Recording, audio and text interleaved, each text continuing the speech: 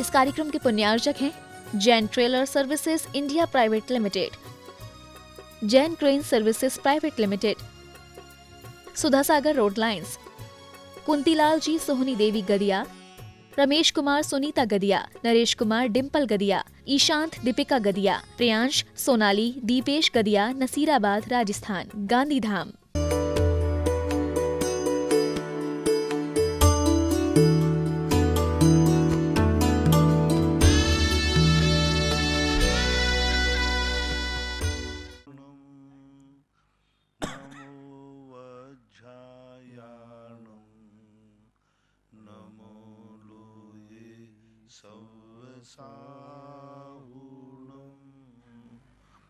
पंच परमेष्टि भगवान की जय हो। आचार्य श्री गुरुवर कुंद कुंद महाराज की जय हो। आचार्य श्री गुरुवर विद्यासागर महाराज की जय। परम पूज्य निर्यापन श्री 108 सुधा सागर जी महाराज की जय। समस्त मुनि संघ की जय। परम पूज्य मुनि श्री निष्कंप सागर जी महाराज की जय। अशोकनगर से साक्षी जैन, इनकी जिज्ञासा है महाराज श्री के चरणों में नमोस्तु। महाराज से मेरी जिज्ञासा है कि हमारी जो आत्मा है वह द्रव्य है या तत्व है या पदार्थ है? क्योंकि जब हम द्रव्य के बारे में पढ़ते हैं तो जीव, पुद्गल, धर्म, अधर्म, आकाश, काल, और जब तत्व भी जीव का नाम आता है और पदार्थ में भी जीव का नाम आता है, तो आत्मा द्रव्य है या तत्व पदार्थ? कृपया समाधान कीजिए। आत्मा जो है एक तत्व के रूप में परिणत होती है, इसलिए अध्यात्म ग्रंथों में तत्व की प्रधानता होती है, सिद्धांत ग्रंथों में जीव की प्रधानता होती है। तो जितने सिद्धांत ग्रंथ होते हैं वे सब जीव द्रव्य की चर्चा करते हैं। षटखंडागम आदि हैं, ये सब जिनमें हैं त्रिलोय परिणति, करणानुयोग, ये जीव द्रव्य की चर्चा करते हैं। और जब अध्यात्म की बात आती है तो वे तत्व की चर्चा करते हैं। तो अध्यात्म ग्रंथों में तत्व की प्रधानता होने से वहाँ आत्मा शब्द का प्रयोग किया। तत्वार्थ सूत्र में आत्मा शब्द का प्रयोग नहीं किया, जीव शब्द का प्रयोग किया। तत्व में भी उन्होंने जीव तत्व का प्रयोग किया, तत्व में भी जीव तत्व होता है, लेकिन अध्यात्म ग्रंथों में जीव तत्व को ही आत्मा नाम से संबोधन करते हैं। अध्यात्म ग्रंथों के कुछ शब्द ऐसे हैं जो वहीं तक, जैसे शुद्ध उपयोग है। सिद्धांत ग्रंथों में कहीं शुद्ध उपयोग नाम की चीज नहीं है, कहीं भी नहीं। अध्यात्म ग्रंथों में शुद्ध उपयोग आता है, सिद्धांत ग्रंथों में शुक्ल ध्यान आता है। सिद्धांत ग्रंथों में कहीं आत्मानुभूति की चर्चा नहीं है, कहीं भी। पूरे जितने सिद्धांत ग्रंथ होते हैं वो आत्मानुभूति की कोई चर्चा नहीं करते, सिद्धालय तक चले जाते। और अध्यात्म ग्रंथों में आत्मानुभूति की चर्चा होती है। इसलिए आत्म शब्द जो है एक अध्यात्म प्रधान शब्द है जो एक तत्व के रूप में प्रस्तुत होता है, ऐसा मानना चाहिए। अशोकनगर से विनीता निर्मल जैन की जिज्ञासा है महाराज श्री के चरणों में नमोस्तु। महाराज से मेरी जिज्ञासा है कि शुक्ल पक्ष में 16 दिन तक शांति विधान किया जाता है, तो क्या मुनि श्री इन दिवस में हम भक्तांबर जी विधान कर सकते हैं क्या? कोई बात नहीं, ये तो एक शांति विधान का रूप ले लेते। भक्तांबर करो, पंच परमेष्टि करो, कर सकते, कोई बात नहीं। लखनऊ से मयंक जैन की जिज्ञासा है महाराज श्री के चरणों में नमोस्तु। महाराज श्री, मुनि महाराज लोग प्रमाद छोड़कर अप्रमाद को हासिल करने के लिए कोशिश करते हैं क्या? आज के समय में मुनि महाराज अपनी चर्या का पालन करते हुए मोक्ष मार्ग पर आगे कैसे बढ़ें? क्या अगले दिन की क्रिया तय करने की जगह उनको ध्यान के लिए बैठ जाना चाहिए कि अब शुक्ल ध्यान तक नहीं उठूंगा, पर अगर कुछ दिन या घंटों के बाद भी ध्यान आगे न बढ़ सके तो प्रमाद वाले गुण स्थान में वापस आ जाएंगे? ऐसा मुनि महाराज लोग करते हैं। अगर नहीं तो मोक्ष मार्ग पर कैसे आगे बढ़ेंगे? श्रावकों के क्रियाकलाप को करवाते करवाते मोक्ष मार्ग पर आगे कैसे जा पाएंगे? या ऐसे ही चर्या पालन करते हुए छठे गुण स्थान में ही रह जाएंगे और आगे जाने का प्रयास नहीं करेंगे? कृपया समाधान करें। पूज्यवर कुंद भगवान ने इस पंचम काल में धर्म ध्यान की बात कही, शुक्ल ध्यान की बात नहीं कही। कोई कितना भी साधु इस समय निर्वृत्ति मार्ग पर चला जाए उसको केवल ज्ञान होने वाला नहीं।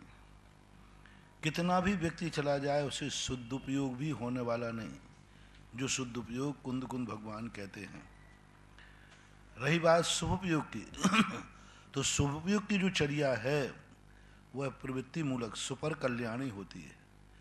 अपने कल्याण के साथ साथ यदि दूसरे का कल्याण होता है तो वो सुपर कल्याण की बात कही जाती है। इसलिए जितने भी कथन किए जाते हैं उनमें ये देखा जाएगा कि इस समय यह व्यक्ति कौन सी स्थिति में है। जब पंचम काल शुभोपयोग रूप ही है तो धर्म और धर्मात्मा की रक्षा करना, गृहस्थों के लिए भी सद्मार्ग पर लगाना, आज का समय मात ऐसा है कि लोग सदाचार और सद्विचार पर स्वयं ही चलने का युग नहीं है। जो व्यक्ति, अभी मैं प्रवचन प्रातः काल के इसी पर दे रहा हूँ कि जो व्यक्ति आज पंचम काल में संसार में रहकर एकाकी चलना चाहेगा वो अपना धर्म ध्यान भी नहीं संभाल पाएगा। संसार में रह करके संसार से विरोध, आज प्रातः काल मैंने प्रवचन कहा था कि संसार में रहना है तो संसार के बना के चलो, घर में रहना है तो घर वालों से बना के चलो, भारत में रहना है तो भारत वालों से बना के चलो, जाति में रहना है तो जाति वालों से बना के चलो। जिसके साथ तुम्हें रहना है उसके साथ बना के रखना ही पड़ेगा। गुरु के पास रहना है तो गुरु से बना के चलो, भगवान के बिना तुम्हारा नहीं चल सकता है तो भगवान से बना के चलो, किन किन के बिना तुम्हारा नहीं चल सकता है उनसे बनाना ही पड़ेगा। जल में रहकर मगर से बैर करना नादानी होगी, बहुत नादानी होगी। यदि आपको संसार में रहना है तो संसार से बना के ही चलना पड़ेगा। मुनि महाराजों को भी कहा, स्पष्ट आदेश दिया, तुम या तो वनवास में रहो, किसी से बना के मत चलो, और यदि तुम वनवास में नहीं हो, समाज के बीच में रहते हो, दुनिया के बीच में रहते हो, तो आप दुनिया से बना के चलोगे, बिगाड़ के नहीं चलोगे। और यदि तुम्हें इस दुनिया से जाना है, आज प्रातः काल के बहुत मार्मिक बात आई थी, किसी से बिगाड़ के नहीं। मैंने कहा कि घर से तुम्हें अलग होना है तो घर से बिगाड़ के अलग नहीं हो। दो प्रकार के लोग होते हैं, एक कहते हैं मैं जब जाऊंगा तो ऐसा बिगाड़ के जाऊंगा कि कहीं का नहीं रहेगा, इस उम्मीद में कसाय बांध देते हैं, मैं जाऊंगा तो बिगाड़ के जाऊंगा, मिटा के जाऊंगा, कहीं का नहीं रहूंगा। ये अधर्मी पापी लोगों के लक्षण है, काले लोगों के लक्षण है। और ज्ञानी क्या कहता है, मैं जाऊंगा तो सबसे बना के जाऊंगा, सबसे मैत्री करके जाऊंगा, सबसे जय जिनेंद्र करके जाऊंगा। तो जैसे आज प्रातः काल कहा, मान लीजिए तुम भाई भाई अलग भी होना है, हो जाओ, हिस्सा बांट कर लो, जिस दिन झगड़ा हो उस दिन अलग मत होना। जैसे उदाहरण क्या दिया था आप कहीं जाते छींक आ गई तो तुम कहते अरे भैया रुक जाओ। ऐसे जिस दिन तुम्हारे बीच में कहा सुनी हो जाए उस दिन बंटवारा मत करना उस दिन अलग मत होना। बोले आज नहीं होना, आज तो तुम्हें अलग होना था, बंटवारा होना था, लेकिन आज किसी बात को लेकर तुम्हारे लेन देन को, धनपत्ति को लेकर झगड़ा हो गया। कहा तो कहना नहीं अब आज नहीं करेंगे। बोले क्यों, आज अब शगुन हो गया, 2-4 दिन और रुक जाओ। फिर जब मैत्री हो जाए, बहुत बातचल हो जाए, तब फिर अलग हो जाना। तो तुम्हारा अलग होना माना ही नहीं जाएगा।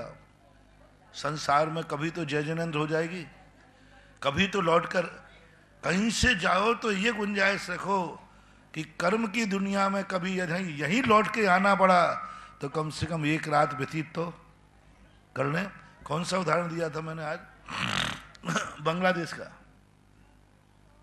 जब वो गए तो इस भारत देश को थूक के गए, लात मार के गए, हम कभी नहीं आएंगे इसमें। लेकिन सन 1962 में जब संकट आया तो आखिर शरण कहाँ मिली, भारत में।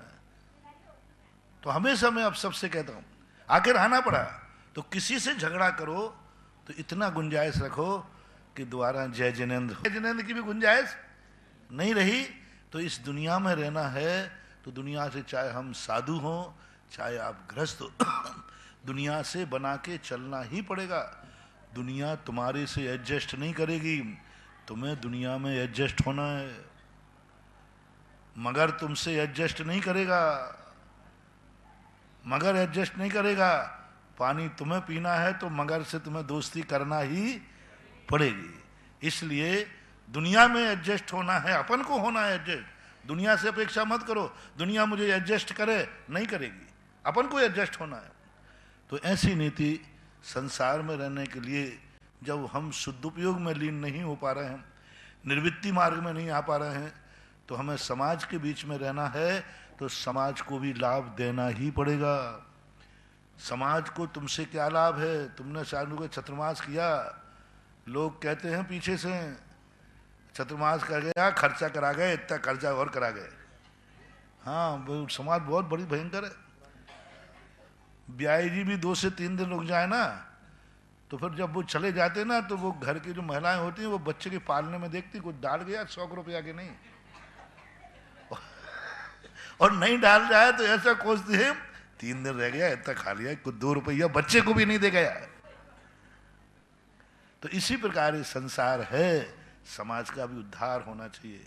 समाज भी चाहती है साधु मेरे यहाँ रहा है, देखो समाज का कितना प्रभाव हुआ, सबके व्यसन छूट गए, सबके पाप छूट गए, सबके गुटखा छूट गए, सब मंदिरों में लाकर के अभिषेक पूजन कर रहे हैं। यही परस्परोपग्रो जीवा नाम है। इसलिए पंचम काल में धम्म ध्यान ने, धर्म ध्यान के द्वारा ही साधु जीवन की रक्षा है, और धर्म ध्यान नियम से स्वपर कल्याणी ही होता है, आत्म कल्याणी मात्र नहीं। मुंबई से विजय जैन की जिज्ञासा है महाराज श्री के चरणों में नमोस्तु।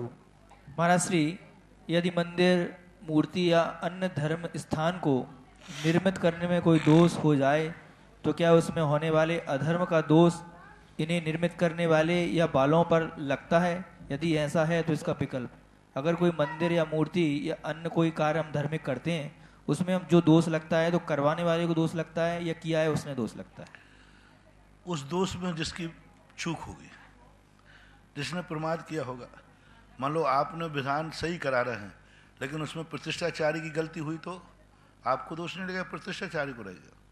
मान लीजिए पंचकल्याणक है, आप सही कर रहे हैं, प्रतिष्ठाचारी सही है, और महाराज चूक गए, तो वह दोष महाराज को ही लगेगा। जिस व्यक्ति का उसमें दोष में भागीदारी होगी, किसके प्रमाद से हुआ, किसकी चूक से हुआ, उसको जाकर के वह दोष लगता है। चरगावा से प्रबल जैन की जिज्ञासा है महाराज श्री के चरणों में नमोस्तु। महाराज श्री, समय सार जी में कहा है कि जो जीव शुद्ध दर्शन ज्ञान चारित्र में स्थित है उसे स्वसमय जानो, और जो जीव पौद्गलिक कर्म प्रदेशों में स्थित है उसको पर समय जानो। तो महाराज जी, ये स्वसमय और पर समय से क्या अभिप्राय लेंगे, कृपया समाधान। पुद्गल कर्म प्रदेशों का अर्थ है कर्म के उदय के अनुसार अपने आज परिणाम करता है। जैसे कर्म का उदय आया, क्रोध कर्म उदय आया तो क्रोध करने लगा, मान आया तो मान करने लगा, दुश्मन आया तो द्वेष करने लगा, अपितेश अपना आया तो राग करने लगा। निमित्त बुद्धि जिसकी होती है, और निमित्त बुद्धि में कर्म का भाव, जिसे सिद्धांत भाषा में औदैक भाव कहते हैं। औदैक भाव का अर्थ होता है कर्म के उदय से। कर्म ने कहा भूख लगी रोटी खाना है, खा लिया, प्यास लगी पानी पीना है, पी लिया, तो ये औदैक भाव कहलाता है। और मोक्ष मार्गी क्या कहता है? कर्म का उदय आया, भूख लगी, नहीं खाऊंगा, आज अष्टमी है। भूख लगी रात में, नहीं खाऊंगा, रात है। भूख लगी है, नहीं खाऊंगा, आज भगवान का दर्शन नहीं किया। भूख लगी है लेकिन अभक्ष बना हुआ है, नहीं खाऊंगा मैं। ये क्या हुआ? क्षयोपशम। अब देखो कर्म का उदय आ रहा है, कर्म का उदय आने वाला कर्म प्रदेशों में क्या होगा? भूख लगी है, जो मिले वो खा लो, जहां मिले वहां खा लो, कुछ भी विकल्प नहीं। भूख लगी है, कर्म का उदय है। तो जब जब जैसा कर्म का उदय आवे, हम अपना विवेक छोड़ करके उस कर्म के उदय के अनुसार परिणाम करने में, तो पुद्गल कर्म प्रदेशों में स्थित है। और जो रत्नत्रय में स्थित है कि नहीं कर्म का उदय आया तो क्या बात हुई, आएगा कर्म का उदय, मैं तो ये कार्य नहीं करूंगा। दुश्मन सामने आ गया, मैं तो क्रोध नहीं करूंगा। अब देखो दुश्मन कर्म कह रहा है, देख दुश्मन है तेरा, क्रोध कर, नहीं करूंगा मैं क्रोध, मैं समता भाव धारण करूंगा। आभूषण पहना दिए गरम गरम, सिगड़ी रख दी दुश्मन ने आकर, अब कर्म कहता है देख द्वेष कर, ये तुझे जला रहा है। ज्ञानी पुरुष कहता नहीं, मैं कर्म की कठपुतली नहीं हूं, जैसा कर्म का उदय आया वैसा मैं परिणाम करूं, नहीं, मेरा धर्म है, मैं आत्मा में लीन होता हूं। तो ये कहलाता है सम्यक दर्शन ज्ञान चारित्र को कर्म के विपरीत अपने आत्मा की मुख जाना, ये कहलाता है स्वय समय। स्वय समय यानी उसने कर्म के नकार दिया और अपने धर्म को ध्यान दिया कि नहीं मैं ऐसा नहीं करूंगा। बना रहना दुश्मन, मुझे मारेगा और क्या लेगा, प्राण लेगा और क्या करेगा, प्राण ले लेगा, लेकिन मैं तो क्रोध नहीं करूंगा। और कर्म कह रहा है क्रोध कर, लेकिन वो कर्म को भी नकार देता है और अपने समता भाव में आ जाता है, वो कहलाता है स्वय समय। और पर समय पुद्गल कर्म प्रदेशों का मानना चाहिए। ऐसा केकड़ी से विनोद मित्तल इनकी जिज्ञासा है महाराज श्री चरणों में नमोस्तु। महाराज श्री हमारे आदिनाथ मंदिर जी में अभिषेक के गंधोदक अभिषेक करने के बाद बहुत सारा एक्स्ट्रा गंधोदक बच जाता है, तो हम उसको बोरिंग में डाल सकते हैं क्या? ऐसा करना हमारा उचित है क्या? नहीं, बिल्कुल नहीं, सर्वथा अनुचित है। गंधोदक यदि आप बोरिंग में डालते हैं तो बहुत अनुचित है, बहुत ही गलत है। क्योंकि बोरिंग का पानी आप पीने के काम भी लेते हैं, नहाने के काम भी लेते हैं। बोरिंग के पानी से आप कपड़े भी धोएंगे, सब नाली में जाएगा और पीने में काम आएगा। सबसे बढ़िया उसका है कि जो बड़े पेड़ पौधे होते हैं उन पेड़ पौधों में आप डाल सकते हो, क्योंकि उससे कोई जड़ में कोई करेगा भी नहीं और वहाँ अशुद्ध भी नहीं होगा। बड़े जो पेड़ पौधे हों उनमें डाल दें, और या कहीं छत पे ऐसे स्थान पर फैला दें जहाँ पर किसी के पैर नहीं पड़ते हों। जैसे आपके जीना के ऊपर मुमटी बनी रहती है, वहाँ कोई नहीं जाता, और उस छत पे आकर के जाके फैला दे, सूख जाएगा।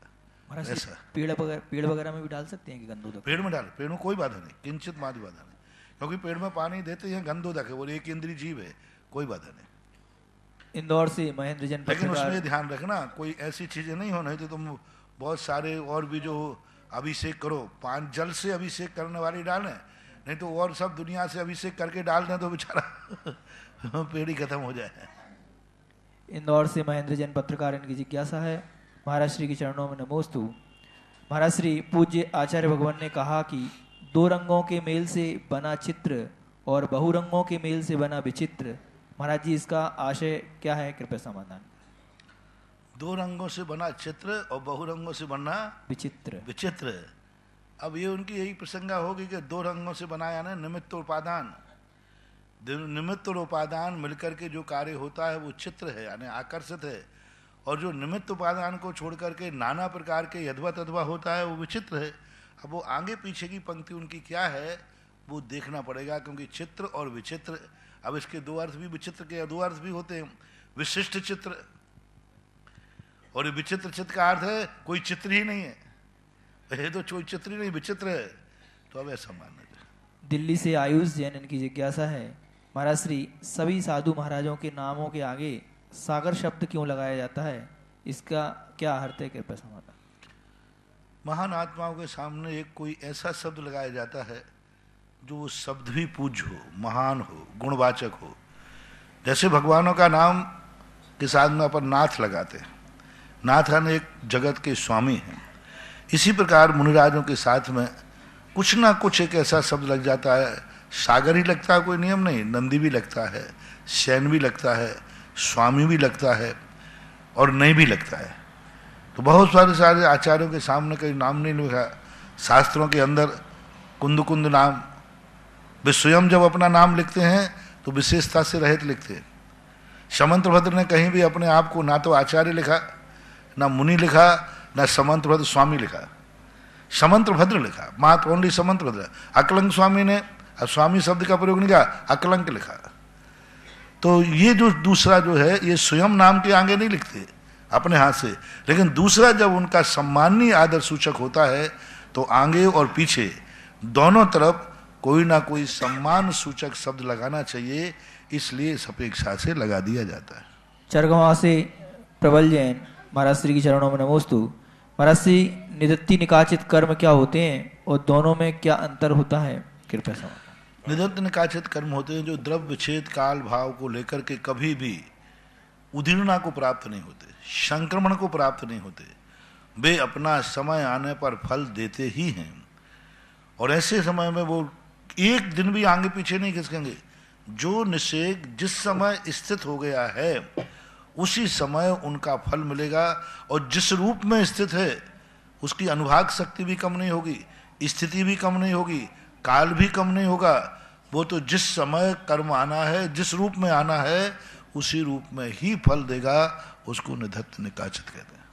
मुंबई से विजय जैन की जिज्ञासा है महाराज श्री चरणों में नमोस्तु। महाराज श्री, हर मनुष्य का शरीर असंख्य सूक्ष्म जीवों से निर्मित होता है। इन सूक्ष्म जीवों को प्रयोगशाला में शरीर से अलग भी कुछ समय के लिए जीवित रखा जा सकता है। ऐसे हर जीव में एक आत्मा होती होगी, तो क्या महाराज श्री मनुष्य असंख्य आत्माओं के योग से बनता है? यदि ऐसा है तो फिर मनुष्य की आत्मा की एक आत्मा का आधार कैसे बनाया जा सकता है? कृपया से। हमारे यहाँ दो प्रकार के जीव होते हैं, एक साधारण और एक प्रत्येक। साधारण जीव उसे कहते हैं जो एक शरीर में अनेक आत्माएं विद्यमान रहती हैं, जो मात्र एक इंद्रियों में पाए जाते हैं। मनुष्य, देव, नारकी आदि त्रियंश जो होते हैं, ये स्वतंत्र शरीर वाले होते हैं। ये अनेक आत्माओं को मिलकर के इनका शरीर बनता हो, ऐसी बात नहीं है। इनके शरीर में स्वतंत्र रूप से अनेक जीव उत्पन्न हो जाते हैं। फल अपने आप में अनेक जीवों से मिलकर के ही बना हो, वो तो एक इंद्रिय है। लेकिन प्रत्येक में ऐसा नहीं होता। नहीं तो सिद्ध भगवान जो हैं, उनके अरहंत भगवान जो हैं, उनके शरीर में कोई दूसरा जीव होता ही नहीं, अकेले रहते। देव और नारकी रहते हैं, देवों के शरीर में कोई जीव नहीं होते, कोई किंचित मान निगोदिया जीव भी नहीं, कोई जीव नहीं। लेकिन वो आत्मा जीवित है, वो अपने स्वतंत्र हैं, नारकियों में नहीं होते। तो ऐसा नहीं है कि अनेक आत्माओं को मिलकर के मनुष्य बनता है। मनुष्य एक शरीर का एक ही मालिक है, पर इसमें अनेक जीव आश्रय ले लेते हैं। जैसे मकान आपका है, जिसके नाम रजिस्ट्री है उसी का है, लेकिन उसमें दूसरा आकर के भी रह सकता है कि नहीं? रह सकता है, लेकिन मलकियत तो एक की ही होगी। ऑनलाइन जिज्ञासाओं के बाद यहाँ उपस्थित सभी श्रावक श्रावकाएं और जिलवाणी चैनल और पारस चैनल के माध्यम से देख रहे देश विदेश के सभी श्रावक श्रावकाओं की ओर से परम पूज्य श्री के चरणों में कोटिश है नमोस्तु नमोस्तु नमोस्तु गुरुवर। और आज की प्रथम जिज्ञासा के लिए आमंत्रित कर रहा हूँ अखिल भारतवर्षीय विद्वत परिषद के महामंत्री श्रीमान डॉक्टर सुरेंद्र कुमार जी भारती बुरहानपुर, और तैयार रहेंगी श्रीमती पूजा जी विनायका झावरा, और उसके बाद महामंत्री साहब यहाँ का संचालन भी महामंत्री जी करेंगे। तो आइए सुरेंद्र जी भारती।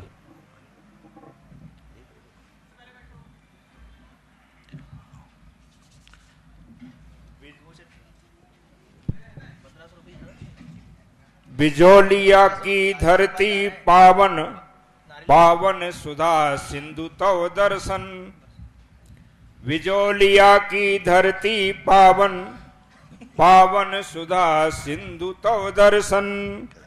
सब उपसर्ग टले धरती के, करता हूं मैं तव बंदन, करता हूं मैं तव बंदन।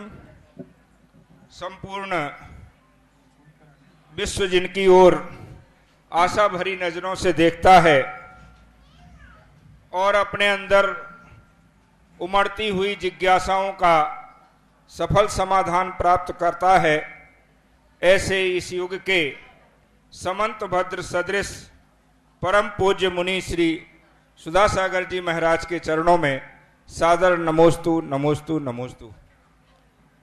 हे गुरुवर, विगत 22 जनवरी को हमारे नगर बुरहानपुर में पहली बार आपके द्वारा जैसा निर्देश दिया गया था, चक्रवर्ती रीति से चिरंजीव सुदीप जैन और अनुजा का विवाह संपन्न हुआ। पूरा नगर का जैन समाज उसे देखने के लिए आया और अनेक बुजुर्गों ने, जिन्होंने बहुत से विवाह देखे थे, लेकिन वह चक्रवर्ती रीति से देवशास्त्र गुरु के सामने मंदिर जी में जब वह विवाह देखा तो उनकी आंखों में आंसू भर आए और उन्होंने कहा कि अरे, इतने दिन तक अगर इसके पूर्व पूज्य श्री का ऐसा मार्गदर्शन मिला होता तो हम लोग भी अपने बच्चों की शादियां इसी प्रकार से करते। तो आज जरूरत है कि आपने जो यह मार्ग सबको दिखाया है, इस मार्ग पर अगर जैन समाज चले तो वह निश्चित रूप से जो विवाह संबंधी बुराइयां उत्पन्न हुई हैं, आयोजन को लेकर के वो दूर हो सकती है। इसलिए मैं सबसे पहले सम्यक प्रेरणा हेतु आपके चरणों में कृतज्ञता स्वरूप अपनी भावांजलि व्यक्त करता हूं, वंदना अर्पित करता हूं। अभी 1 और 2 फरवरी को राष्ट्रीय संस्कृत संस्थान मानित विश्वविद्यालय लखनऊ परिसर में प्राचार्य विजय कुमार जी के नेतृत्व में संस्कृत जैन विद्वानों का, बौद्ध विद्वानों का संस्कृत साहित्य के क्षेत्र में क्या योगदान है, जब वहां चर्चा चली तो जब बताया गया कि परम पूज्य महाकवि आचार्य श्री ज्ञान सागर जी महाराज, जो आपके दादा गुरु हैं, और आचार्य विद्यासागर जी महाराज, इन 2 गुरु शिष्य ने वर्षों से जो संस्कृत में लेखन की परंपरा जैन विद्वानों के द्वारा छूट गई थी, उसे फिर से पुनर्जीवित किया। और सबने इस बात की सराहना की कि आचार्य ज्ञान सागर जी महाराज का साहित्य भी शायद विलुप्त जैसा हो जाता यदि मुनि पुंगव श्री सुधा सागर जी महाराज उनके साहित्य पर जैन अजैन विद्वानों के माध्यम से चर्चाएं नहीं करवाते, गोष्ठी नहीं करवाते। तो वास्तव में आपका यह भी साहित्य के क्षेत्र में उपकार है, सबने इसे स्वीकार किया। मेरा प्रश्न ये है गुरुदेव कि आज क्यों नहीं हम अपने ऐसे महान आचार्यों की कृतियों को अपने घर में स्थान देते हैं, क्यों नहीं हम उनका स्वाध्याय करते हैं, और कैसे हम उनके जो उन्होंने श्रम किया है, जो हमारे ऊपर साहित्यिक उपकार किया है, धर्म और दर्शन का प्रतिपादन किया है, उसे हम अपने दैनिक जीवन का भी अंग बनाएं। ऐसा आपका जो मार्गदर्शन है वह हम सबको प्राप्त होना चाहिए। 2 प्रकार के ग्रंथ होते हैं। एक ग्रंथ वो होते हैं जो जन सामान्य के जीवन के उपयोगी होते हैं। कुछ ग्रंथ ऐसे होते हैं जो साहित्यिक होते हैं। आपने देखा कि पुस्तकें बहुत होती हैं।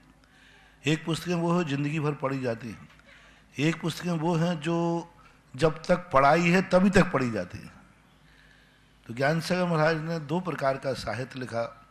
एक साहित्य वह है जो जीवन उपयोगी है, छोटी छोटी पुस्तकें लिखी, पवित्र मानव जीवन, कर्तव्य पथ प्रदर्शन, हित संपादक आदि ऐसी चीजें हैं जो जीवन की जिंदगी भर भी पढ़े, साधु भी पढ़े, सब पढ़े। और एक वो लिखा है जो एक साहित्यिक दृष्टि से लिखा, जो विद्वान हैं, जो साहित्य के मनीषी हैं, जो एक प्रकार की साहित्यिक विधा को अपने जीवन का अंग मानते हैं, तो उन विद्वानों के युग भी लिखा। यानी महाराज ज्ञान सागर महाराज ने एक बुद्धू से लेकर के बुद्धिमान तक के लिए सबके लिए खुराक दी है। और जो आचार्य महाराज ने जो साहित्य लिखा, वस्तुतः आज यदि पूरी जैन समाज श्रम करे तो शास्त्री और आचार्य का कोर्स अकेले ज्ञान सागर के साहित्य पे बनाया जा सकता है। और उन्होंने लिखा ही एक उद्देश्य से था, क्योंकि शास्त्री और आचार्य में जो कोर्स होता है उपाध्याय में, सबसे पहले उन्होंने उपाध्याय के लिए लिखा वरिष्ठ और कनिष्ठ के लिए। कनिष्ठ उपाध्याय के लिए उन्होंने लिखा दयोदय, वरिष्ठ उपाध्याय के लिए लिखा भद्रोदय, और शास्त्री प्रथम वर्ष के लिए सुदर्शनोदय, और शास्त्री द्वितीय वर्ष के लिए लिखा उन्होंने वीरोदय, और उसके बाद उन्होंने लिखा जयोदय महाकाम। इस प्रकार का उन्होंने 5 वर्ष का कोर्स जो तैयार किया था, वो कोर्स यदि पूरी समाज, विद्वान वर्ग, मनीषी वर्ग, जो यूनिवर्सिटियों में प्रोफेसर हैं, जो साहित्य के जब कोर्स का निश्चित होता है, बोर्ड की मीटिंग होती है, उस समय यदि वो इन ग्रंथों को रखाएं तो हमें लगता है ज्ञान सागर की मेहनत का, उन्होंने लिखने का जो उद्देश्य था वह पूरा हो जाए। प्रयास कर रहा हूं, मैं भी करता हूं कि ये शास्त्री परिषद, शास्त्री और आचार्य उपाध्याय के कोर्स में आ जाए। और कोर्स में कोई चीज आ जाती है तो वह एक अपने आप में बहुत बड़ा उपलब्धि होती है। तो आज प्रश्न के माध्यम से तो मैं एक ही संदेश देना चाहूँगा कि सारे विद्वान मनुष्यों को, समाज को, जो आज उपाध्याय, शास्त्री, आचार्य के कोर्स होते हैं, उनमें कहीं ना कहीं ज्ञान सागरी का कोर्स तैयार किया जाए, क्योंकि उन्होंने कोर्स के उद्देश्य से ही लिखा था। तो यही बात सबके लिए। श्रीमती पूजा जी विनायका जावरा, और उसके पश्चात तैयार रहेंगे श्री लोकेंद्र कुमार जी जैन, अशोकनगर। आगे आ जाइए तो।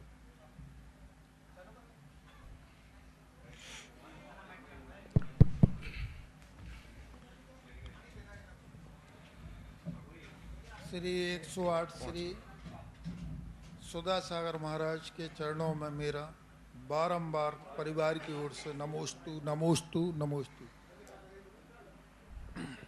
अभिषेक और पूजन में तो मन लगता है, मगर स्वाध्याय में मन नहीं लगता। स्वाध्याय में मन तो लगाना ही पड़ेगा, क्योंकि स्वाध्याय के बिना तुम पूजा की महिमा कैसे समझ पाओगे। कम सही मन लगने का अर्थ ये मत समझो कि हमें याद करना है। मन लगने का अर्थ यह है कि हमें पढ़ना है। जिंदगी में कितने कार्य ऐसे करते हो तुम जब बेमन से करते हो। ऐसा कोई भी व्यक्ति दुनिया में नहीं है जो अपनी जिंदगी में कुछ कार्य ऐसे नहीं करते हो जो मन के नहीं है, बेमन से करना पड़ते हैं, लेकिन करता है। इसी प्रकार से धर्म क्षेत्र में यदि कभी तुम्हारा मन नहीं लगता है तो बेमन के करो, ड्यूटी इज ड्यूटी, बेमन से पढ़ो।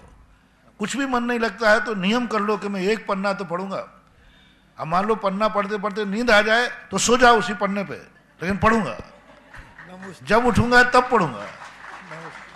मैं एक पन्ना पढ़े बिना लेटूंगा नहीं। मान लो आधा पढ़ते पढ़ते नींद आ जाए तो वहीं से रख के सो जाओ, लेकिन लेटूंगा कब? जब मैं पूरा पन्ना पढ़ लूंगा।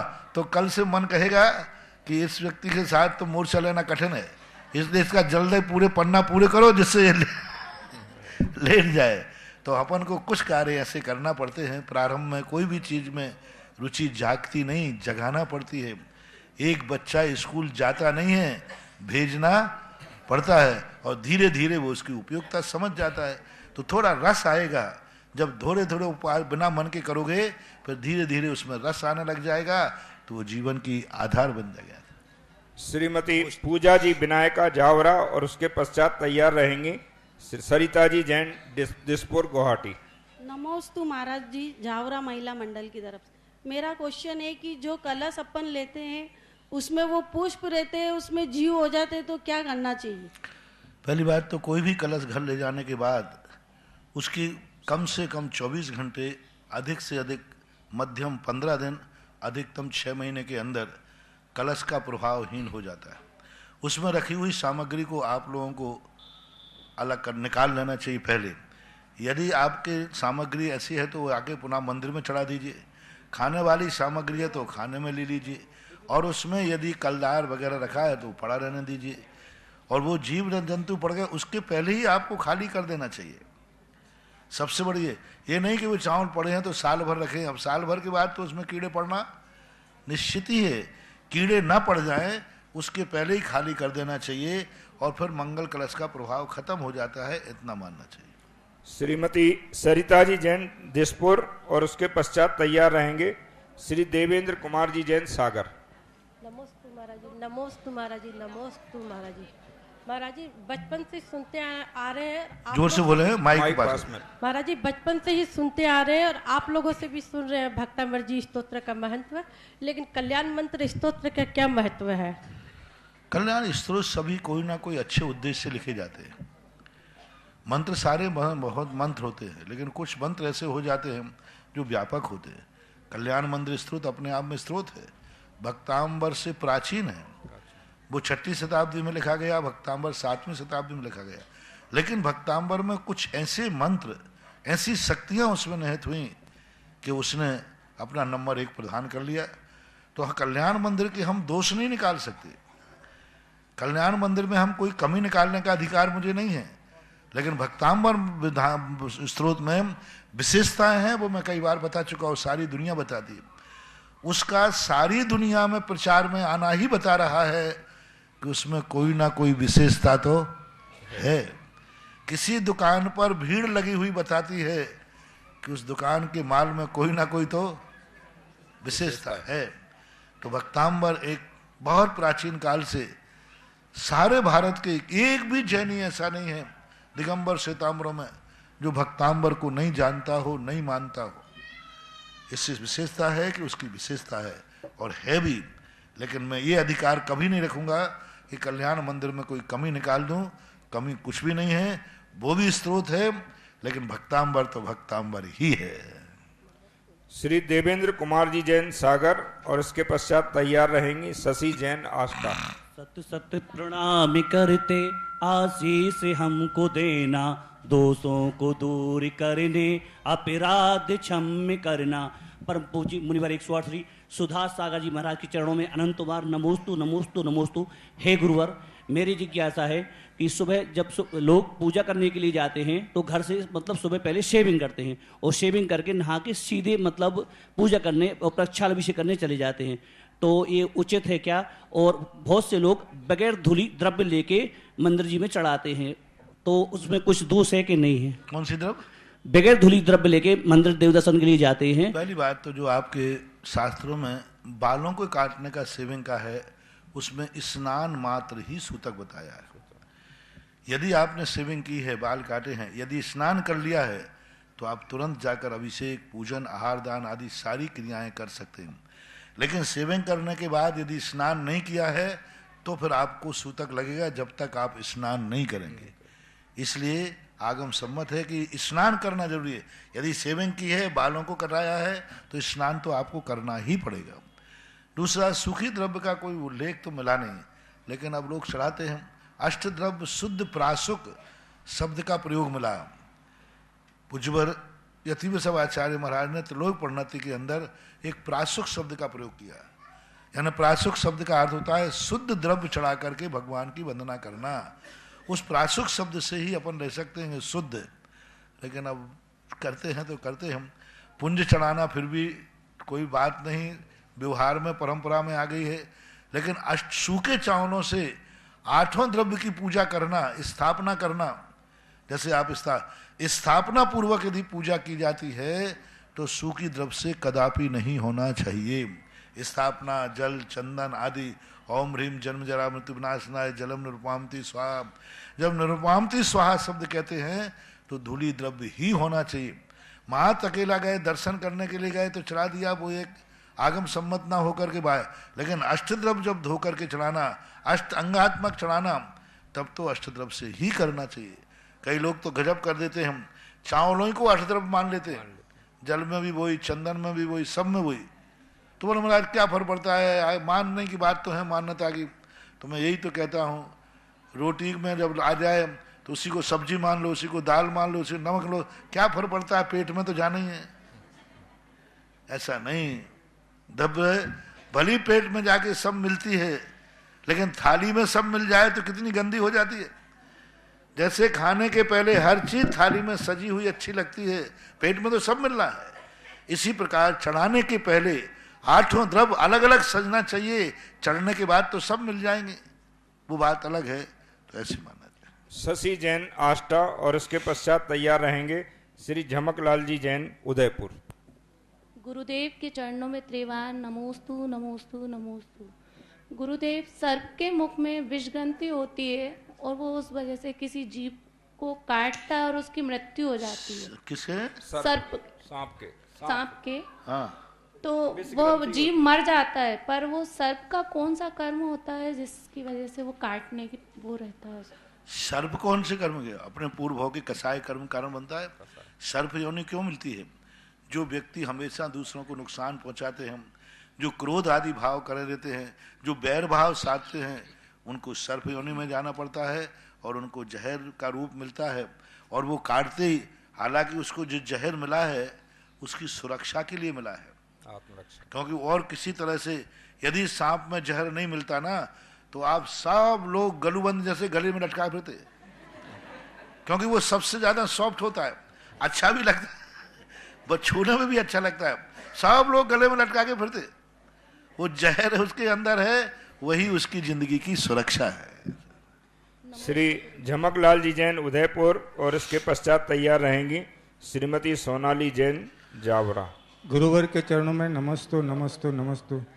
गुरुदेव, हमारे घर में वृद्ध माता पिता हैं जो अब चल फिर नहीं सकते और बिस्तर में हैं करीब करीब, और वो कहते हैं हमको हॉस्पिटल में भर्ती मत कराना।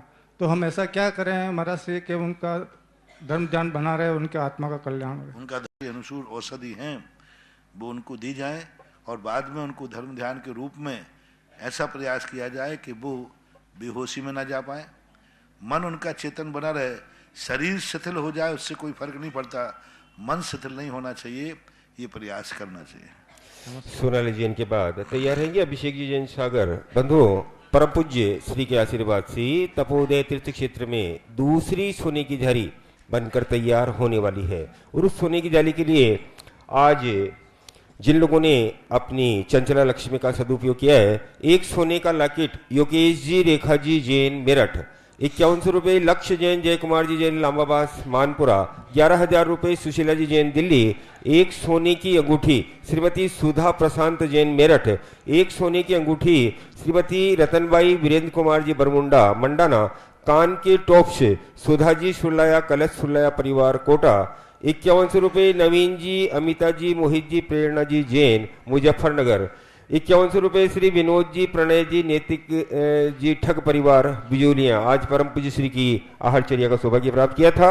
5100 रुपये, मंजू गरिमा मेहता उदयपुर 5100 रुपये, सुनीता देवी जैन निवाई टोंक 5100 रुपये, दलेल चंद जी हंसा देवी महेंद्र जी काशवी जैन के जन्म दिवस पर 5100 रुपये, बसंती देवी धर्मपत्नी स्वर्गीय श्री गीश चंद जी जैन एटा उत्तर प्रदेश जयपुर प्रवासी 5100 रुपये, पद्मा जैन धर्मपत्नी श्री फकीर सिंह जी जैन शक्ति नगर दिल्ली 5100 रुपये, सुनीता जैन धर्मपत्नी श्री अनिल जी जैन मित्तल परिवार हरिनगर घंटागर दिल्ली और 5100 रुपये, धीरज कांत नीलिमा शशिकांत उर्मिला फिरोजाबाद धीरज कांत की वैवाहिक वर्षगांठ के उपलक्ष्य में आप सभी के दान की अनुमोदना जिज्ञासा रखिए। आचार्य श्री के चरणों में त्रिवार नमस्तु नमोस्तु नमोस्तु। आचार्य श्री, मेरी जिज्ञासा यह है कि क्या हम व्रत प्रतिमा ना लेते हुए सिर्फ उनके नियमों का पालन कर सकते हैं? प्रतिमाओं को ना लेकर सिर्फ उनके नियमों का पालन कर सकते हैं? करने में कोई बाधा नहीं, लेकिन गुणस्थान परिवर्तन नहीं हो, पुण्यबंध भी होगा, पापों का क्षय भी होगा, कोई भी नियम पालन करने में हानि नहीं है। लेकिन एक रजिस्टर्ड होना, कोई व्यक्ति एडमिशन के बिना स्कूल की किताब पढ़ सकता है, लेकिन पढ़ने का ज्ञान तो हो जाएगा, लेकिन उस क्लास में दाखला होने का सर्टिफिकेट नहीं मिलेगा, इसलिए पालन करना कोई बाधा नहीं कर सकते। नमोस्तु। श्री अभिषेक जी जैन सागर और इसके पश्चात तैयार रहेंगी श्रीमती कांता जी सेठी जयपुर। नमोस्तु महाराज जी, नमोस्तु महाराज जी, नमोस्तु महाराज जी। जब समूह शरण में प्रक्षाल करते हैं तो कुछ लोग आके भगवान की प्रतिमाओं को स्पर्श करते हैं, तो उनको स्पर्श करने दिया जाए कि नहीं? समूह शरण प्रतिमाओं का प्रक्षाल करते समूह शरण में, जब मंदिर जी में अभिषेक करते हैं तो प्रतिमा को छू लेते हैं, बाद स्पर्श करते हैं। शुरू में जब अपन प्रक्षाल करते हैं महाराज जी मंदिर में वेदी का प्रक्षाल के पहले उस समय देखो, भगवान को छूने का कोई भी विशेष ऐसा प्रावधान नहीं है, लेकिन विवेक के अनुसार सामाजिक जो व्यवस्थाएं हों तो छूने में निषेध भी नहीं कर सकते, लेकिन अव्यवस्थाएं नहीं होने। कई लोग यूं सब मूर्तियों को छूते हैं, कई लोग रगड़ रगड़ के छूते हैं। कोई एक भगवान को भक्ति के अनुराग, बस तीव्र अनुराग जागता है तो हमेशा भगवान को छूने का मैं तरीका बताता हूँ। आप ऐसे दूर करके बड़े भगवान को मत छूने का प्रयास करो, क्योंकि जो छोटे भगवान नीचे हैं उनके ऊपर से तुम्हारे हाथ जाएंगे तो आसाधना मानी जाती है। अतः नीचे के भगवान को आप हाथ लगा लीजिए और बड़े भगवान की तरफ आप आंख से दृष्टि मिलाइए, आपको वही एनर्जी मिलेगी जो बड़े भगवान को छूने से मिलती है। मैं करता हूँ, प्रैक्टिकल करता हूँ, कई बार करता हूँ। मानो बड़े भगवान हैं, अब वहां तक अपने हाथ भी नहीं पहुंच रहे, विनय भी नहीं, तो नीचे जो सबसे छोटे भगवान रखे उन पे आप उंगलियां दो रख दीजिए यूं और भगवान की तरफ देख लीजिए, आपको तुरंत उस मूर्ति के माध्यम से पूरी की पूरी एनर्जी मिलेगी, एक अंश भी कम नहीं होगी, क्योंकि आपने दृष्टि किस पर डाल दी? बड़े बाबा पर। अब और छूने का तरीका ये रगड़ रगड़ के जो छूते हैं ना, कुछ नहीं होने वाला इनसे, कुछ नहीं होने वाला। 2 तारों में करंट है, यदि उनको रगड़ोगे तो स्पार्किंग हो जाएगी, फ्यूज हो जाएगा। उसका तरीका है, ये अपनी 3 उंगलियां होती हैं और भगवान की आगे की उंगलियां होती हैं, बस उंगली पर 1 सेकंड रखो यूं और उठा करके बस रखो, हिलने मत दो हाथ को बिल्कुल यूं रगड़ के मत हिलने दो, यूं रखो और तुरंत उठा के माथे से लगा दो। और एक बार अपना हाथ माथे से लग गया, पुनः उस हाथ से भगवान को नहीं छूना चाहिए। खास तौर से आप लोगों को ये ध्यान रखना चाहिए। महाराज जी, और 2 बार कुछ लोग अभिषेक कर लेते तो उसमें कोई दोष है क्या? 2 बार अभिषेक करने में कोई दोष है? दोस्त तो नहीं कहेंगे, जैसी व्यवस्था हो देखना चाहिए। श्रीमती कांताजी सेठी जयपुर, और उसके पश्चात तैयार रहेंगे श्री अनिल जी जैन झुमरी तलैया। महाराज श्री के चरणों में मेरा बारंबार नमोस्तु नमोस्तु नमोस्तु। महाराज श्री, जब संसार में प्राणी रहता है तब तक वो किसी कार्यवश या अंतराय कर्म के उदय से उस पैसे का सदुपयोग नहीं कर पाता है, लेकिन उसी पैसे का उसी जीव के जाने के बाद उसका परिवार या उसकी पत्नी दान में और पुण्य में पैसे को जो खर्च करती है, तो उसका पुण्य उस जाने वाले आदमी को कितना लगता है, उस जीव को क्या लगता है? उसी के नाम से पुण्य करता है, दान देता है, तो उसको कैसे लगेगा? उसको बिल्कुल भी नहीं लगता। तो फिर हम स्वर्गीय के नाम से जो देते हैं, आपको जरूर महान पुण्य लगेगा। देखो 2 चीजें, वो तो दे के नहीं गया तो उसको देने लगा, लेकिन तुम्हारी महानता देखो, जो द्रव्य तुम्हें छोड़ गया है उसके द्रव्य को तुमने गलत कार्यों में खर्च ना करके दान में दे दिया और उसके नाम से दे दिया, तो जरूर समझना चाहिए वो एक बार और तुम्हें अगले भाव में कभी ना कहीं मिलेगा। इसीलिए क्योंकि मरने के बाद भी तुम उसकी चिंता कर रहे हो, उसका नाम कर रहे हो। इसका अर्थ है कि तुम्हारा उसके प्रति एक प्रेम भाव है, स्नेह भाव है, तो ये तो करना ही चाहिए। मरने वाला व्यक्ति जो है, हाँ निमित्त, उसके निमित्त से आप जो उसकी संपत्ति को दान देते हो, ये बहुत बहुत पुण्य का काम है। अपनी कमाई का दान देना और अपने पूर्वज जो छोड़ गए हैं उसको दान देना, दोनों में श्रेष्ठ दान है पूर्वजों की संपत्ति को दान देना। उन्हीं के नाम से क्योंकि पूर्वजों का जो दान होता है वो उन्होंने कमाया और हमने उपयोग नहीं करके धर्म में लगा दिया। कई लोग तो ये कहते हैं कि पूर्वजों की संपत्ति यदि बोली भी बोल जाए, हमने ऐसे लोग देखे जो उनके बाप दादे बोली बोल गए और करोड़ों की संपत्ति छोड़ गए, और जब कमेटी ने कहा भैया आपके दादाजी ने पापा ने बोली ली थी, बोले जिन्होंने ली थी उन्हीं से लो।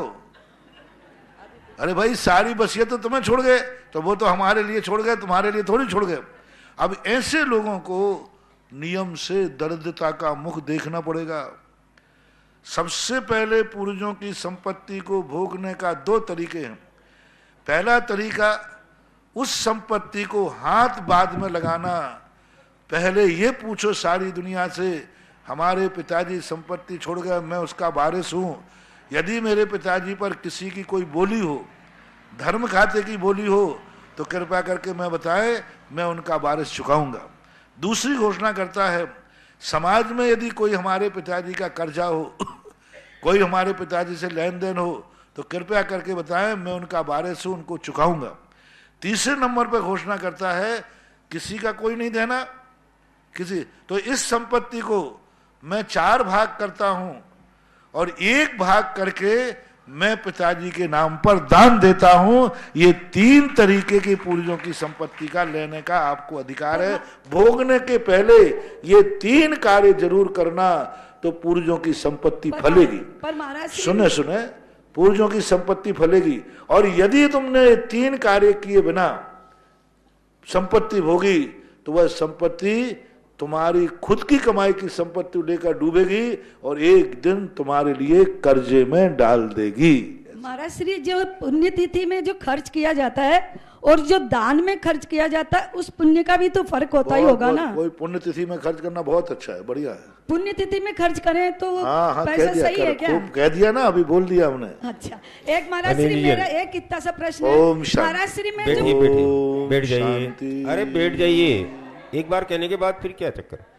अनिल जी जैन और उसके बाद तैयार रहेंगी पिंकी जी जैन सागर। बंधुओं, आज हमारे बीच में ज्ञानोदय तीर्थ क्षेत्र के सह मंत्री श्री नागेंद्र जैन उपस्थित हैं और आप एक बहुत ही पुनीत कार्य के लिए परम पूज्य श्री का आशीर्वाद लेने यहाँ उपस्थित हैं।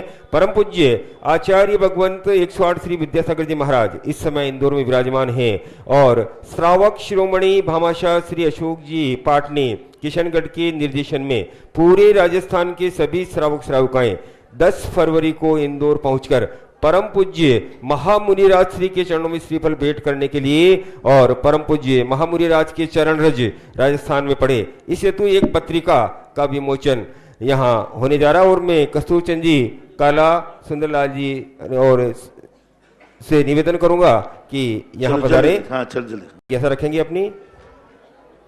नमोस्तु भगवान, नमोस्तु भगवान, नमोस्तु भगवान। महाराज श्री, जैसे डेली मूल नायक प्रतिमा का अभिषेक करना चाहिए कि नहीं करना चाहिए, और अभिषेक शांति धारा करने के बाद पुनः अभिषेक होना चाहिए या नहीं होना चाहिए। मूल नायक का अभिषेक करने की एक सामाजिक व्यवस्था है, कमेटी जैसी व्यवस्थाएं बनाए, वैसे कई स्थानों पर होता भी है, नहीं भी होता। वहाँ की व्यवस्था देखी जाती है, किस परिस्थिति में मूल नायक है, वहाँ कमेटी क्या व्यवस्था करती है। कमेटी बैठ करके जो बहुमत से निर्णय करे वह करना चाहिए। दूसरी बात है, शांति धारा के बाद भी अभिषेक करने के लिए ये सामाजिक व्यवस्थाएं हैं, जैसी कमेटी व्यवस्था बनाए वैसी बना लेना चाहिए। क्योंकि कई बार शांति धारा पहले करना पड़ती है, क्योंकि एक बार सब उठ गए तो सब भनक जाता है, सब भाग जाते हैं। तो सब शुरू में इसलिए शांति धारा कर लेते हैं जिससे सब लोग शांति से बैठ करके शांति धारा देख लें। यदि पहले अभिषेक करा दो तो सब ऐसे कर देते हैं, जब एक इधर जा रहा है एक उधर जा रहा है। तो सामाजिक व्यवस्थाओं को देख करके निर्णय करना चाहिए। पिंकी जी जैन सागर के बाद तैयार रहेंगे अनुज जी जैन इंदौर और परम पूज्य श्री के आशीर्वाद से जो असीमकालीन भक्तामर विधान तपोदय तीर्थ क्षेत्र पर चालू हो चुका है, उसके लिए आज मुकेश जी, माया जी जैन, दीपक स्वाति जैन, विद्यांश जैन छिंदवाड़ा ने 51,000 रुपए की राशि से विधान करने का सौभाग्य प्राप्त किया है। और श्रीमान प्रकाश चंद जी, हेमंत कुमार जी, निखिल कुमार जी जैन भोपाल, इनने भी अपने यहाँ पर भक्तामर विधान करने का सौभाग्य प्राप्त किया है। दोनों के पुण्य की अनुमोदना जिज्ञासा रखें। महाराज जी के चरणों में सतत वंदन, सतत वंदन, सतत वंदन। महाराज जी, मेरा प्रश्न यह है, हमने अक्सर कर मंदिर में देखा है कि लेडीजों के लिए अन्यथा काम होने के कारण वो सूर्योदय होने से पहले अष्टद्रव से पूजा कर लेती हैं, तो क्या महाराज जी इसमें दोष है? महिलाएं, हाँ महिलाएं, अभिषेक के पहले ना। हाँ अभिषेक के पहले, अभिषेक के पहले, सूर्योदय होने के पहले, सूर्योदय के पहले भी। सूर्योदय के पहले तो नहीं करना चाहिए। अंधेरे में पूजन करना उचित नहीं।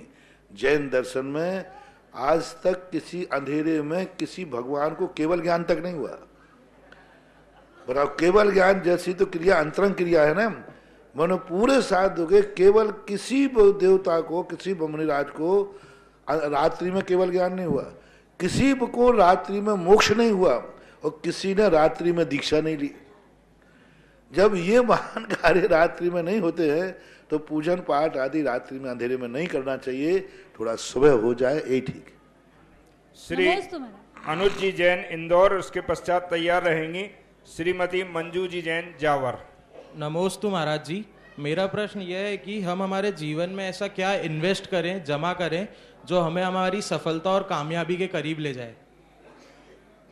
इस प्रश्न में इतने रहस्य हैं कि मेरी मर्यादा के विरुद्ध है। महाराज जी कोई पता नहीं आप क्या पूछना चाहते हैं, आपके अंदर क्या है। मैं तो यही कहूँगा कि अपनी जिंदगी का हर क्षण अच्छे कार्यों में व्यतीत करो, अच्छे लोगों की संगति में रहो, और अच्छे कार्यों में जिसका फल सुपर कल्याणी हो। तुमने भी अव्यक्त पूछा है तो मैंने भी अव्यक्त उत्तर दे दिया है। नमोस्तु महाराज जी। श्रीमती मंजू, सुश्री रक्षिता बगड़ा बिजोलिया। आग लगी आकाश में। प्रश्न करिए। प्रश्न सीधे कीजिए। महाराज नमोस्तु महाराज, जब हम पंच कल्याण करवाते हैं तो आवाज नहीं करें, आवाज आ रही। ओम शांति, ओम शांति। नमोस्तु महाराज, जब हम पंच कल्याण करवाते हैं तो हमारे द्वारा बहुत सावधानी रखते हुए भी कुछ असावधानियां हो जाती हैं। तो हमारे जबकि भाव तो निर्मल रहते हैं, पर कभी कोई गलती हो जाती है तो उसके लिए हमें पाप लगता है। बराबर दोष लगेगा, बराबर नंबर कटेंगे, गलती कोई माफ नहीं होती। चलें। सुश्री रक्षिता बगड़ा बिजोलिया, और इसके पश्चात तैयार रहेंगे श्री सुमेर चंद जी खेकड़ा। नमोस्तु महाराज जी। महाराज जी, हर द्रव्य की इकाई दूसरे द्रव्य से भिन्न होती है, कभी भी एक दूसरे में मग्न नहीं होती। तो जो हमारा शरीर है ये पुद्गल है और इसके हर स्थान पे रोग विद्यमान है, तो वो रोग से हमारा शरीर कैसे प्रभावित होता है? ये हर द्रव्य अपनी एक स्वतंत्र इकाई रखता है, लेकिन दूसरे इकाई को अपने में मिला नहीं सकता। लेकिन ओम शांति। अरे क्यों बात नहीं कीजिए भाई? आपस में। लाइव चल रहा है, सोचना चाहिए आपको। हर इकाई, हर द्रव्य की इकाई स्वतंत्र है, दूसरे इकाई को अपने में मिला नहीं सकती, लेकिन दूसरी इकाई को प्रभावित तो कर सकती है, दूसरे इकाई का सहयोग तो कर सकती है, दूसरे इकाई में विघ्न तो डाल सकती है। कांटा स्वतंत्र है, वो हमें रोक नहीं सकता, लेकिन कांटा चुभ तो सकता है। तो कांटे ने तुम्हें कांटा कहे, मैंने तुम्हें थोड़ी रोका, चलो मैंने तो चुभा हूं। तो कांटे का काम चुभना है, तो वो चुभने रूप क्रिया करेगा, रोकने रूप क्रिया नहीं करेगा। लेकिन अपन को वो वेदना सहन नहीं होती तो अपन रुक जाते हैं। तो इकाइयों का यही संबंध है, जिस द्रव्य की जो इकाई है, जो अर्थ क्रिया है वह करते हैं, लेकिन उस अर्थ क्रिया से सामने वाला यदि प्रभावित होता है तो वो प्रभाव की निमित्त नैमित्तिक शक्ति कहलाती है, ऐसा मानना। महाराज जी, एक और प्रश्न था कि जब पार्श्वनाथ भगवान ने मुनि दीक्षा ली थी और वो यहाँ विहार करते हुए आए थे, तो जो उनके साथ मुनियों ने दीक्षा ली थी, तो वो जब यहाँ पे कमठ ने उपसर्ग किया था, क्या वो भी उनके साथ थे क्या और मुनि? नहीं, तीर्थंकर दीक्षा के बाद एकल विहारी हो जाते। उस समय उनके लोगों की क्षमता इतनी होती है कि वे दीक्षा लेने के बाद प्राय मुनि महाराज एकल विहारी ही करते थे। भरत चक्रवर्ती के स्वप्न में आया, शेरों का झुंड दिखा, तो उस समय प्रभु ऋषभदेव ने कहा कि यह झुंड, जो मुनिराज कभी किसी के साथ विचरण नहीं करते, अकेले विचरण कर सकते हैं, वे पंचम काल में आने के बाद उनको नियम से संघ की व्यवस्था स्वीकार करना पड़ेगी, तभी मुनिचर्या फलेगी। इसलिए तीर्थंकर दीक्षा लेने के बाद किसी के साथ नहीं रहते, वो अकेले ही।